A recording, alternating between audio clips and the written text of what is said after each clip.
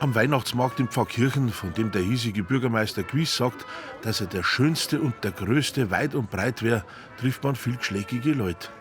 Das kulinarische Angebot kommt aus ganz Europa. Und wenn man wissen will, was die Leute am Heiligen Abend und an den Weihnachtsfeiertagen essen, ist dort nicht der falsche Ort, danach zu fragen. Zum Beispiel am Standl, wo es die schönen alten Ortsbilder gibt. Ich muss fragen, was bei Ihnen an Weihnachten zum Essen gibt am Heiligen Abend. An Weihnachten, an Heiligen Abend, ein Würstel. Würstel? An Heiligen Abend, ja, Würstel. Wahrscheinlich Sauerkraut, ja. Irgend so etwas gibt's. Oder Weißwürst. Das sind keine Weißwürst, sondern Bratwürst. Und Bratwürstel in allen Variationen, Schweinswürstel, Kalbsbratwürstel, roh oder gebrüht, sind tatsächlich der Hit bei den meisten Niederbayern als schnelles Heiligabendgericht. Bratwurst, Weißwürst, Schweine oder die Bratnockerl oder die Grillschnecken oder was. An Weihnachten, am Heiligen Abend, da ist eine Beihochsaison, oder? Da ist eine Hochsaison, da fangen wir die Verkäuferin um 5 Uhr, 6 Uhr Bestellungen herrichten und jetzt geht in der Produktion 2 oder 3 in der Früh, je nach Wochen, Tage, wie es gerade hingeht mit den Feiertagen. Da geht es an, dass um 5 Uhr die Ware frisch rauskommt. Also da geht schon los, um 3 in der Früh. Ja, sicher, das ist, wenn es die Zeit tut, kommt nichts raus. Das ist logisch. Bratwürst lassen sich die Pfarrkirchner schon am Weihnachtsmarkt schmecken. Die Tradition des Würstelessens am Heiligen Abend hat wohl damit zu tun, dass früher vor Weihnachten geschlachtet wurde. Und da gab es die Würstel als erstes. Heute gibt es alles zu jeder Zeit. Und es gibt auch andere Traditionen. Ganz traditionell und zum Essen haben wir ein Fondue. Eine Ente. Lasagne. Ja, weil das kann man im Ofen einschirmen und in die Kirche gehen und dann ist fertig heimkommen. Weil es muss dann schnell Bescherung sein. Und was ist der Standelmo, bei dem das schöne Schwarzgereicherte hängt? Was Bayerisch halt. Enten oder Gans irgendwas, was traditionell ist oder wie. Heiligen Abend schon? Ja. Hast du Zeit? Ja, nein, ich nicht, weil wir haben noch am Markt, aber die Mutter kocht da schon. Eine Ente oder eine Gans, die könnte man mit Maroni füllen. So was Aufwendiges gibt es aber meistens erst an den Feiertagen. Am Heiligen Abend soll Fisch auch beliebt sein. Und am Fisch habt ihr noch nie probiert? Nein. Am Fisch haben wir an Weihnachten noch nie probiert. Noch überhaupt noch nie. Aber viele mögen einen. Gegrillte Forelle mit Kartoffelsalat, Endiven und Kürbiskerne drunter. Immer, das ist Tradition. Ja. Haben seine Eltern schon gemacht. Genau. Fisch? Ein Fisch? Also was? Oh, ich will was. Was für ein Fisch? Forelle. Aha. Ah, sowas gut schon. Immer schon. Ja. Und Mitternacht gibt es Weißwürst, nach der Mitte. Und was gibt es bei euch auf Weihnachten? Da gibt es immer einen Karpfen. Einen Karpfen mit Munklösen. Die sind aber keine Gnädel, sondern das ist eine Nachspeise. Und zwar kommt es daher, dass meine Mutter aus Oberschlesien stammt und nach Bayern geheiratet hat. Und das hat sie dann immer gemacht, weil das so Tradition war bei uns. Das war der Brauch, es hat immer Karpfen und Munklöse gegeben. Fällt mir gerade ein, vom Karpfen hat man dann immer ein paar Schuppen weggenommen und die hat man unter die Teller gelegt beim Weihnachtsessen. Und meine Oma hat dann immer einen großen Geldschein dazu gelegt und hat gesagt, wenn man das tut, dann geht das Geld nicht aus, das ganze Jahr. Und die Fischsuppe, die hast du dann einmal gegeben bei der Neidl. Ja, wer's glaubt. Vom Pfarrkirchner Stadtpfarrer Hans-Eder weiß man, dass er kochen kann. Am Heiligen Abend gibt's bei ihm Fisch in einer Art Bierteig, hat er am Südtiroler Standl gesagt. Das gab's daheim so. Die Eltern hatten ein Wirtshaus und eine kleine Brauerei. Die Schwester, mit der er den Heiligen Abend oft verbringt, fährt heuer zu den Kindern nach Wien. So ist er diesmal allein. Die Fisch holt er sich im Nachbarort beim Kaisersberger in Triftern, ganz frisch.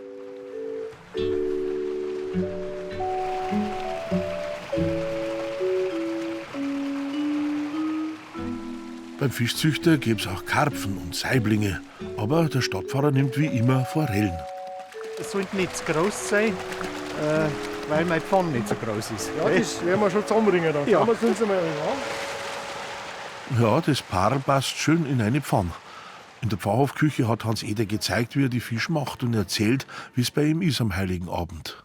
Heiliger Abend in einem Pfarrhof ist ganz unromantisch. Also bei mir ist es so, am Vormittag muss man nur die letzten Geschenke ausfahren. Dann auf Mittag zu tut man Christbaum herrichten. Um 4 Uhr Nachmittag ist die Kindermetten. Das ist etwas Wunderbares, ganz viel Leute. Nach der Mitten, da kommt man dann schon allmählich in eine Weihnachtsstimmung. Dann gehe ich heim, richte ein wenig was her schon zum Essen, mache meine Predigt für die Mitternacht und dann, so später noch, fangen wir das Kochen an, schön gemütlich. Und da haben wir 2 Vereine dann, die werden zuerst ein bisschen gesalzen, gepfeffert, dann werden sie im Mai ein bisschen geschwenkt. Und dann kommt das Besondere aus der Brauerei. Wir haben nie irgendwie ein Torgerl gemacht oder was, mit Eier oder sonst was oder mit Milch, sondern immer mit Bier. Das ist also, wird im Bier geschwenkt und dann in die Semibresel und dann schön rausgebaut. Ich habe es einmal mit Weißbier probiert, da geht es nicht. Das schaumt stark. Das ist nichts. Man muss ein helles nehmen. Also das ist daheim immer so gemacht worden? Das ist immer so gemacht worden, ja. Als Bier da war? Ja. Wie es geschmeckt hat, weiß ich nicht. Da war ich noch ein kleiner Bub, wie eine Brauerei noch war. Aber eine Bayerin hat gesagt, man hat schon trinken können, aber nicht mehr. Bevor wir es jetzt im Pfann reintun, habe ich da noch ein kleines Beispiel Grünzeug, sage ich, wie Petersil. Das kommt rein, das gibt nur einen ganz leichten, guten Geschmack. Dann schmeckt es nur besser. Die Forellen werden jetzt in heißem Butterschmalz gebacken. Mit der Größe hat sich der Stadtpfarrer nicht verschätzt. Wenn der Christbaum die Kerzen schön brennen, dann da wir essen. Wenn man da beieinander sitzt oder wie heuer, wenn ich allein bin, ich denke da gern an das, wie das früher war einfach. Dazu gibt es Salzkartoffeln und eine braune Butter, die man drüber schüttet. Ist sehr deftig alles, aber das darf schon mal sein.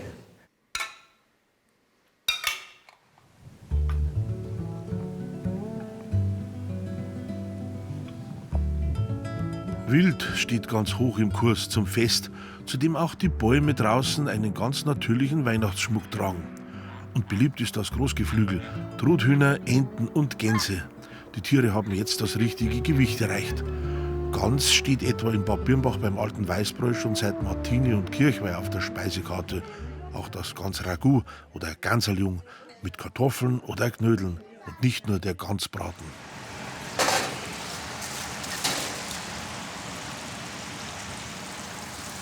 Im alten Weißbräu kocht der Chef, Günther Putz. Das Gansjung bereitet er aus den Teilen zu, die man nicht braten kann. Die Flügel werden klein gehackt, der Magen muss von der sehnigen, harten Haut befreit werden.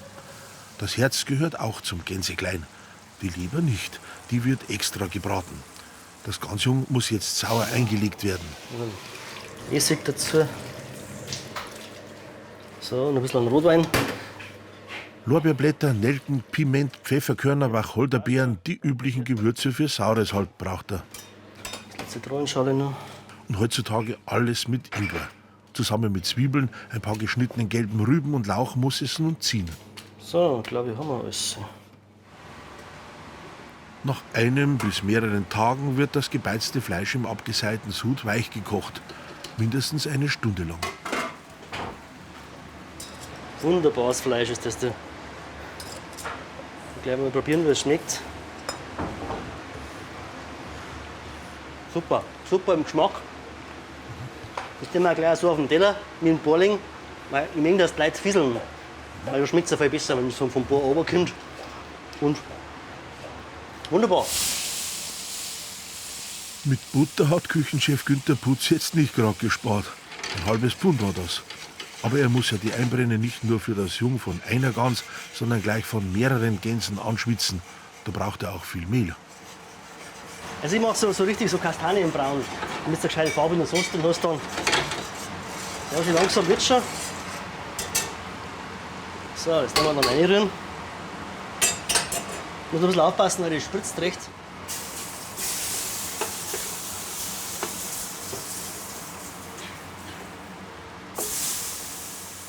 Schön sämig soll die Konsistenz des Ragouts sein.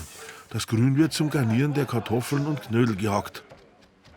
Das Fleisch darf übrigens auch von den Knochen abgelöst und in die Soße zurückgelegt werden, damit es mundgerechter zu Tisch gebracht werden kann als hier.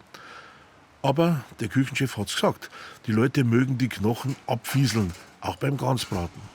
Das machen wir jetzt folgendermaßen, mit dem wir jetzt das Fett abschütten und dann das Krustelzeug, was da drin Kruste ist, den wir mit Wasser aufgießen und mit der Spachtel ein bisschen wegkratzen, weil da ist der Geschmack drin. Und den ziehen wir jetzt noch raus. Wir können das entweder mit Stärke abbinden oder mit Butter. Oder man lässt die Sauce, wie es ist. Das wäre am besten und einfachsten. So. Einfach ist auch das Tranchieren, wenn man es kann. Das Brustbein. Da können jetzt also Knochen da, da muss man auch ein bisschen aufpassen. Man muss seine Gans nicht mit der Gartenschere zermartern, hat der Günther Putz gesagt und gezeigt, wie man die Brust sauber ablöst und herrichtet. So. Jetzt da die Brust. Ich zerschneide so, also ein bisschen hertranchieren. So, da. Oh, ist die knusprig, die ist richtig saftig. Und auf einem Teller, schön angerichtet, mit Blaukraut und einem Kartoffelknödel, sieht die Brust von der Gans schon ganz nach Festtagsbraten aus. Aber vorher gibt's ja noch die Würstel mit Kraut oder gerösteten Kartoffeln oder den Karpfen oder die Wollwürst mit Kartoffelsalat. Oder doch schon gleich die Gans? Jeder macht's halt, wie er will, nach seiner Tradition.